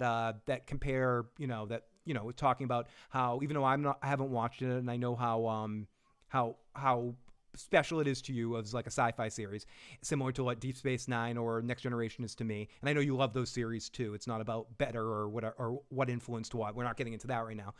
All are great series. My point was I'm in a circle of people that talk about Babylon 5 as the third perfect Star Trek season. With series with Next Generation and Deep Space Nine, and like Voyager and Enterprise are good, but the third best Star Trek series is Babylon 5, meaning just like as a complete series from beginning to end, it's like perfect. It's up there with like a Breaking Bad or with now, you got to remember too, it's a 22 episode season, so there's a lot of filler and CGI at the time is, of course, not as No, great as but it is but now, what and they we could have done so much more now. but Joe, what you don't even understand, I think, is that Bab 5, or you probably do. The reason why the CG was so doesn't age well because they were the first. Babylon 5 after Star Trek, basically Star Trek 6 did it, and then a little bit, and then and then Next Generation did it in a single episode where they didn't use CG. They used a lot of like a big scale battle, and it was all too much. Then Bab 5 started the process off and like was the first one to do these big epic scale battles with CG, which later was used by Deep Space Nine, later mixed with character models to do it maybe even a little slicker, that aged a little bit better, but it's still, Bab 5 was like the first. It's like where you can't, and it's incredibly good too, and it still holds up from what I've seen. And so by all of that, what I mean more is when Jordan hit that final shot against Utah, it was perfect. Then he came back and he was on the Wizards. Breaking Bad was a perfect ending. They came back with Better Call Saul, which is amazing, but I'm talking about we're going to talk about this in a second. El Camino, which was decent but unnecessary. The Sopranos, whatever you think about it, we're going to talk about this in a second, so don't say your thoughts yet. Came back with a movie that came out this week that I'm going to share my thoughts in a second about what I thought about it, but let's just say it didn't enhance the series. Continuations are hard in this situation. Do you want them to leave well enough alone? Or are you excited about the idea of another version of Babylon 5? No. Does this scare you or excite you? It depends on what it is. It both. I think they could do it again. I think it could be done again a lot better, and it's got a lot of actual political commentary that has, not lost its meaning, unfortunately, yet. So you want to see a modern reboot with modern? Shit came out 25 years ago, right? Mm-hmm. And a lot of the topics and discussions that take place in the series are relevant. Yeah, are very relevant. Are still fucking relevant today, just like they were 30 years before it came out as well. And so do you want to see a reboot of it, like with modern tech, like the modern CG and the same like way you see like with Expanse and modern Star Trek tech, like the way that it can look now, and then see a modern representation, or would you rather see a continuation onto the series that you know? They already did that, kind of.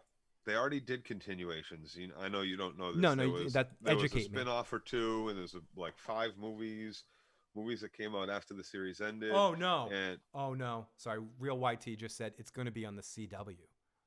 Oh yeah, see, so it's not going to be that great. But, oh, that hurts. But I mean, they could. I mean, if it's done right, if they have enough money for it, it can be something nice. If not. Bless you. But the CW worries me because the CW has a quota of cheesy love stories that need to teen love.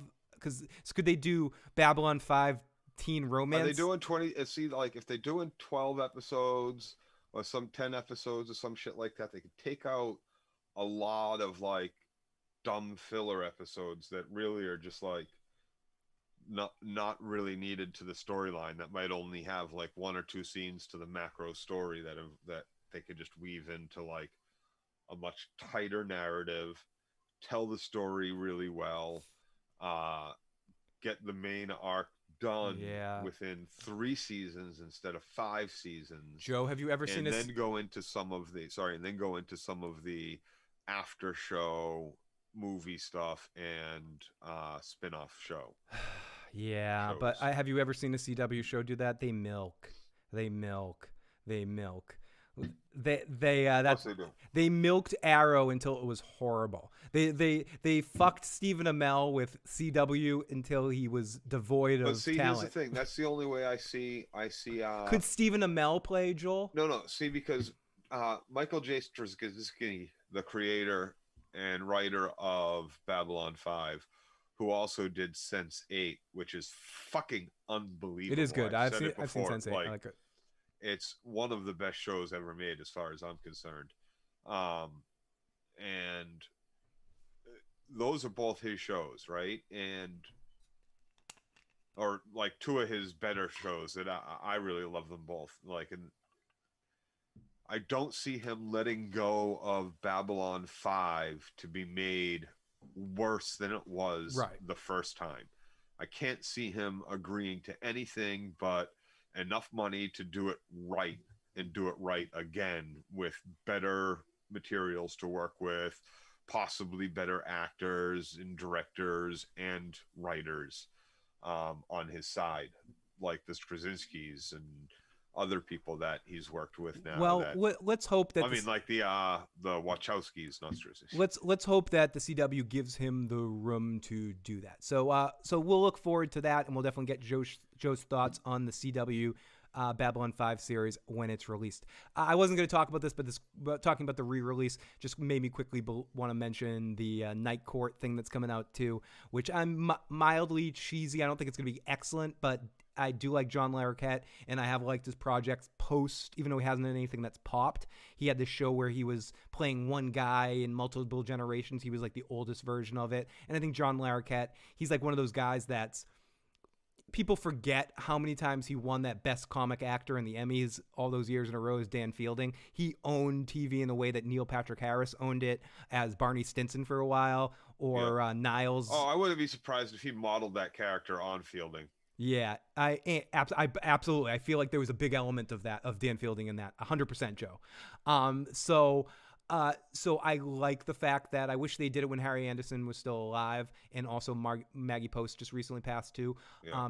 But I do like that it's going to be the continuation of Dan Fielding and still working in the same courtroom and as an old Lothario. I think if they do it right, it could be done Harry's well. Kid as the judge, maybe, being a magic thing. Like it's so ridiculous that it. Is Mac going to be there with him? Is Mac still alive? He was in Requiem.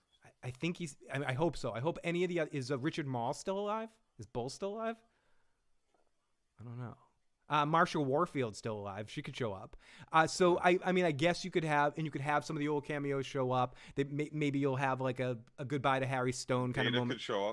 Data could show up. Data will definitely Data's in episode 1. They're gonna get Brenton Spiner for like episode 1. Still working at the candy store. Yep, still owning. They won the millions and they bought the candy store in the first floor. Yeah, you're gonna still say, my wife just died and I still bought it. Brent Spiner can't wait, but I'm somewhat excited for that because I always liked John Larroquette. I liked Funhouse with him and Kirstie Alley. Yeah, I like that movie. He was in the Star Trek movie playing a Klingon. But okay, so the last topic we're gonna talk before I let Joe go here for the night is. Because I was going to initially do a stream with Saints. Yes, I was going to initially do a stream with Big Daddy Matt, but he's still on the mend from surgery. He had some mouth surgery, so he's that cock removed from it. he hasn't been able to. One second, I might cut this for a review, so we're gonna start again. That's gonna be too hard to edit, Joe. So I want to talk about the many saints of Newark. I'm sorry, Big. No, that's okay. So Matt and I were going to do a full review of it, but Matt had surgery on his mouth to get something removed. Please rewind it. Yeah. Please rewind and watch the original broadcast to see what Joe thinks was removed. So basically, Matt was going to come out of retirement early, come out of the injured reserve list early to do a review of it, but we both watched it individually, and we decided we did not want to come out and do a review of it. But I do want to share some thoughts about my first attempt to watch it, and then my second attempt making it all the way through. My first attempt to watch it, I watched it when I was wide awake. Just woke up, hadn't done any hippie activities for the day, sat down and fell asleep about 45 minutes in. Second time I did watch it all the way through and watched most of it with my mouth opened in crapitude. Earlier I talked a little bit about El Camino, right? El Camino was an addition to the Breaking Bad series about Jesse Pinkman post the series. You had flashbacks to Todd and some other stuff that add a little bit more shit to the final season that was really unnecessary to the series of Breaking Bad. But for the most part, it didn't take anything away from it. It was a competently put together film in my mind. Not special, not exceptional, not needed, but not shit, not boring. It kept me entertained the whole time, if not too entertained at times where I'm like, this is silly, but like fun, pulpy entertainment kind of stuff. It wasn't great, but Aaron Paul's charismatic, carried the movie. It was whatever, unoffensive to me, a decent picture. This was not that. I liked a few things about this movie. I'll talk about what I liked about it. I like the guy that played Dickie Moltisanti. I thought he acted a pretty good job. I like the woman that played Livia. I thought she did a good job doing it as a representation. I think James Gandolfini's kid did a decent Tony Soprano. And when he gets older and is in a good movie, maybe we could see him playing Tony Soprano again. And it wouldn't suck, depending on how he ages. But, like, he was not the problem. No, they did good impersonations of characters that were already established. Syl was horrible. Polly was... see, I didn't think Syl was horrible. I thought he did a good job, too. I thought Vinny did a decent job. Okay, but for whatever it's worth, none of those characters were the problem in the movie. If all the characters were the same way, I thought Johnny Boy was all right, but it was John Barenthal, and I thought the guy that played him on the TV show did a better job. Much better. Did a better job playing Johnny Boy than because John Barenthal just played John Barenthal. He added nothing. Dude, he added nothing to the movie. Nothing to the movie. Like stunt casting with Barenthal. But Dickie was fine. I didn't mind. Spoiler alert for the movie. I didn't mind Christopher doing the narration. I thought that worked pretty well. I hated the actor that played Junior. I thought he did not inhabit who Junior was in his personality. I didn't mind the big reveal at the end about who killed Dickie in association with that. I liked some of the scenes with Junior, but I didn't like the actors. Well, Junior's bitching about that shit all the way through the series too, is back in Moltisanti fucking laughing at him. Yep, and it all makes sense. Spoiler alert, spoiler alert, spoiler alert if you give a shit. Oh, fuck, dude. Junior Soprano is the one that has Dickie Moltisanti killed, and Paulie is a part of it too. And that's the biggest thing that is said to it. A couple people have said this, and I agree with it. I said it when I first watched it too. It comes off to me like a pilot for a TV series. It definitely came off like a fucking pilot film. It reminded me of like the pilot of Boardwalk Empire or something where you... And they said, no, we're not going to make this series, but if you want to turn it into, if you want to add another half an hour or change it to make it a movie... It could have been okay if you gave me 12 episodes or 10 episodes. Maybe they could have had some time like to really flesh out. But instead of that, everything felt rushed. The story felt like it didn't really have a story. It was just like, okay, you know. It's because the story had already been told in flashbacks. Like we see a bunch of little things that happen in Tony's life that get mentioned and like getting thrown out of school. He'll never make varsity. Right? Like all these little things that... But for the most part, it was just a boring, poorly put together movie. Agreed.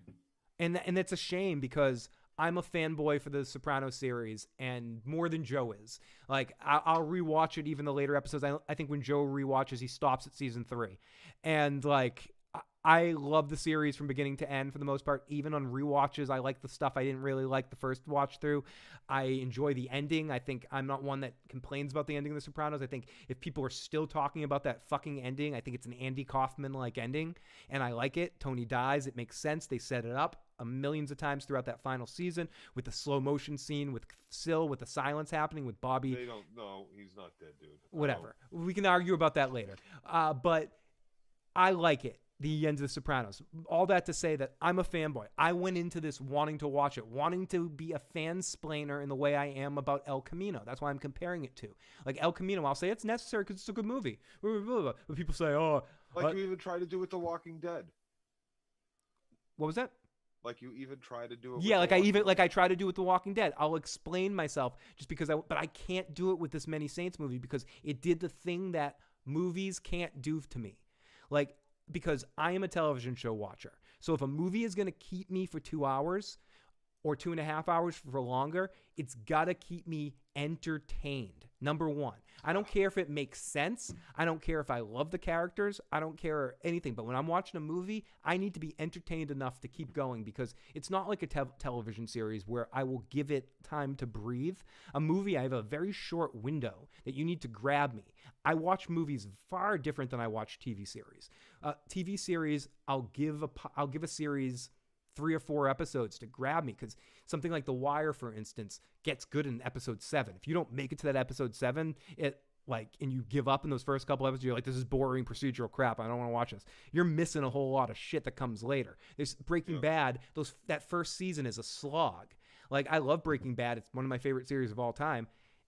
Sometimes I tell people to start with season 2. Like, season 1's fun, but it's slowy, sloggy, starty at times. Sometimes it takes shows a while to get going. Sometimes you can tell a slower story. But, but when I'm watching a movie, I want to be entertained. And this came off like a pilot. It came off like a pilot for a series that got stretched. Unlike... It did. Even all the acting, the way it was shot, everything. It looks and feels... It has pilot feel written all over it, Phil. You're absolutely correct. And it went backwards too, because like the original made for TV movie. The original series was a movie that got made into a pilot. Oh, we got Devin in the live chat. Devin, I hope everything is well, buddy. Great to see you. It's been a long time. Thank you for popping on in to say hi. Game of Thrones will be back on the sequel series, but I'm a little dubious on how good it's going to be. I have a wait and see attitude. I have a wait and see attitude with that shit too, whether it's going to be shit. I feel like it might be a little try hard with all the negativity that came up. I feel like it's going to be so fucking try hard. It's going to be so there's going to be 18 dragons in every episode. Like Dave and Dan were like, we're killing this on purpose so that anything that tries to follow they automatically start it sucking. They diarrhea nuke bombed the whole Game of Thrones thing, so anyone else that does it has to deal with that stink. Yep. Has to deal with it. But we'll see. Maybe that's a good place to go into it, because like even the books will have to deal with that stink. Oh, George is dealing with that right now. I feel like I like this story. I know that story to a certain extent, like the points that happen with it, but still, I'm still worried about this series being a little bit try hard. So we'll see when it comes back. But Devin, I hope all is well with you, my friend. Great to see you in the live motherfucking chat. Send you lots of love, buddy. Grim Reaper Princess. People really hated the movie. They did. A lot of people like it's not getting. We're not saying an unpopular opinion here with this movie. Big Daddy Matt posted or messaged me 2 words after he finally watched it. He said it sucked. His wife, who never posts about TV shows. Yeah, she posted. She posted about, because she's such a Sopranos fan now. Miss Jen. They're dogs. Yeah, their dog is named Rosalia Prio. But I feel like we missed out on a lot of stuff. We didn't see so many characters I would have wanted to see. I feel like they also shell gamed us here a little bit, Joe, where they made it seem like it was going to be more about young Tony Soprano, and he's kind of barely in it. Yeah, agreed. It's about Moltisanti's dad. Yeah, but it is, but it isn't. And then there's that weird shit that, why did you... Oh God! Did they just try to save money by casting Ray Liotta to play 2 characters and play the twins? It just weirded me out, because they might have said that there were twins. Maybe they did, but I feel like that's. I think Moltisanti and what's her name there have the conversation when they're talking about having a baby about twins. Oh, maybe they did. My grandparents, my some shit. Maybe, because like I never knew that, and it skips they say it skips a generation or 2 generations or something. I think there's like a conversation about it. Yeah, and what do you call it? Yes, Tim. The first season of Next Generation sucked as well. Most of the first seasons of Star Trek are slow. But yeah, and I think Tony Blundetto, who's related a little bit to Christopher's family, has twins. His sons are twins. But I know they set that up, but I still I felt like it's such a it reminded me of like an Arrested Development moment. Like they leave and then George Sr.'s in prison after seeing the brothers. It was just it was kind of a cheesy moment. And I felt like Ray Liotta was decent in the movie, but he mailed it in instead of sort of kind of a cheesy way. I don't know, Joe. I built up the movie a lot in my head, maybe. Of course you did. But I think even beyond building it up, I knew from the previews it was gonna suck, dude. But you could tell by what they were showing you that it watch the trailer again, Phil. No, tell me you don't see it in the trailer. Like you even saw the trailer with Rose. Oh no, I 100% saw it with green glasses on. But the problem is they just, whoever wrote the story, which I think is David Chase, just fucked up. And I think the direction is kind of slow too. It's just not a good movie. It's not a good movie. And there's scenes that are okay here and there into themselves, but even make it a miniseries, make it 8 episodes, and 8 one-hour episodes, and really tell a good story. Yeah, but David Chase is forever. He was so pissed off that he had to make his Sopranos movie into a TV series. He's always been wanting to make a movie. Chicky looks at black guy once and 30 minutes later, they're laying in bed together. Yeah, and there's no build-up. Same with Dickie and the other girl, like with wanting his mother. They looked at each other at the dinner table, and then we're supposed to know later when Dickie kills his father in the next scene that he wants to steal his wife, like just because he looked at her once. Like tried to fill her wine glass to be nice or some shit. Yeah, and can he not have kids? And then he has Christopher later. Like it's weird. There's like Janice was weird in the movie too, and like there's so much. And I know you said you like Syl. I thought the Syl stuff was horrible. I thought Syl was really. I thought Pussy was really good. I thought the guy who played young Pussy like could almost play Luca Brasi in a Godfather thing. He was really good. It was the real YT says it was the showrunner's fault for ending The Sopranos the way it did because they wanted to make a movie, but they waited too long, and then Gandolfini died. I agree with that. I think they wanted to wait and do like the trial of Tony Soprano because they built up that Carlo was ratting him, and then they might have had like a movie where Tony ends up in jail at the end of the movie. So I do think they wanted to do a movie, but Gandolfini also wanted to get away from the character for a while. I think if he had lived around now is when you would have seen that Sopranos movie. Yeah. I think he was circling back to that character by doing movies like that movie The Drop he did with Tom Hardy, where he played a mob guy again for the first time since The Sopranos. He was like finding his way back into that thing. He just needed to cleanse himself with some. He played a hitman in Mexico. The Mexican. He also played a hitman. I think that was before another Brad Pitt movie. Wasn't that? I think those were all before Sopranos or during Sopranos. I think post Sopranos he did that like Julia Louis-Dreyfus movie. He did that Christmas movie. He did like all these movies where he was playing more Castle. Like he was doing these like the movie we went to see that Devin made us go see where he did the voice Where the Wild Things Lay, where he did like the voice of like the main character of that. He did like all these family things right after The Sopranos to try to like make himself like feel better about playing such a fucking horrible character that turned so evil at the end. Miniseries would have been great, not so rushed. Yeah, it just felt like this whole thing was a rush. Even the scenes between characters didn't take the emotional weight that they needed. I would say, just to bring this back to one of our old rating systems here, I would say 1 out of 10 buttholes. I really didn't like this movie. 2 out of 10. I thought some of the acting performances were good. So I'm going to give it. I'd give it more than that. I'd give it a 5. Give it a 5. I'm giving it 2. Maybe a 4. I'm giving it a 2. I'd give it a 4. I give it a fucking 2 because I feel like it was a busted out pilot that got like released. Yeah, I'm giving it a 4. Okay, release it. But David Chase, you know how everybody wants. I get so much of this is on the cutting room floor. There's like hours of this on the cutting room floor, and so much. People were screaming for the Snyder cut. You got the Rocky IV cut coming out with the epic fight with him and Ivan Drago, full fight, this type of stuff. You see all these edits. You know what I want? I want the hour edit of The Many Saints of Brooklyn. I want David Chase to do the television show edit. And I want him to edit this 2-hour movie down to an hour. And then I'm going to watch all the fucking go to prison to meet uncle scenes. Yeah. And all the stupid, all the dream sequences with Dickie having these imagination dream sequences that just amount to nothing, like no meaning. Like you could have cut so much out of this movie. It's a 2-hour movie that could have been a 45-minute movie. You know what I mean? And again, that's because everyone that worked on this series, Alan Taylor, I believe, is the guy that directed it, and David Chase have made their bones making excellent television in a 45-minute format. David Chase has had a thumb up his ass his whole life wanting to be a movie maker, wanting to be Martin fucking Scorsese. You're not Martin fucking Scorsese. You're a TV show maker. You're a good TV show guy. Don't hate it. Northern Exposure was good, and The Sopranos was excellent. Don't feel like I'm an artiste that needs to make movies. Shove that fucking nose up your fucking ass and fucking turn this into a TV show. I would even say if What year did The Sopranos end? 2006. Okay, Killing Them Softly was the movie I was talking about. It was 2012. Okay. I could be wrong about when it ended, but I think Joe was two rounds. How many sons of buttholes do you get it? That's what I give this one. I give it 2 sons of buttholes. 2 sons of buttholes.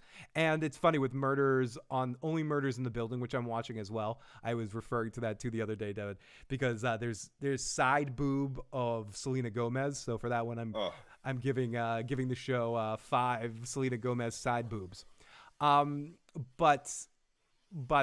This Joe gives it a 4 out of 10. I give it a 2 out of 10 for The Many Saints of Newark. A horrible, disastrous turd of a movie that the reveals that change Sopranos series stuff is fine, but I would rather read a fan fiction short story written on Reddit by some dumbass in their underwear sitting in their parents' basement that would put more life and feel into it than David Chase put into this piece of shit.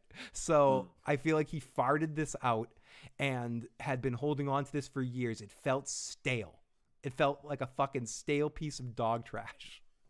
And I'm saying this with a smile on my face, but I really didn't like this. And I wanted to, Joe. I really did. But anyways, everyone, thank you so much for tuning in tonight. I don't want to keep Joe any longer. I put him through torture with The Walking Dead. Thank you to everyone. Oh, sorry, real whitey. I didn't see you said it was killing me softly above Merle. I was talking to Merle. No, Merle. No, it wasn't true romance, Merle. Shut the fuck up, Merle. Just for that, we got to get a shut the fuck up, Tim. You know, Tim, we got all these shut the fuck up Joes, but we'll pretend this is for you, Tim. Shut the fuck up, Merle, Tim. Shut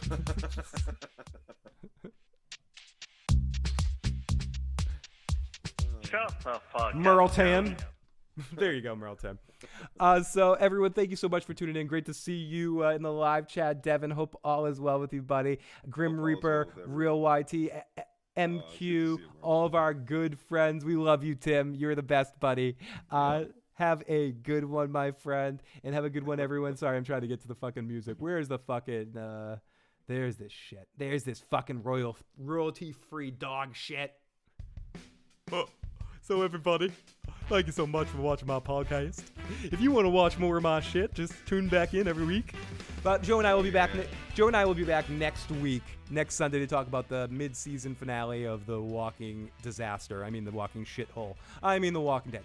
And I will be back on Tuesday, either day or evening, I'm not sure yet, talking about the second to last episode, I believe, or the third to last episode of Only Murders in the Building, which is the Steve Martin short Hulu series, which is cheesy, goofy fun.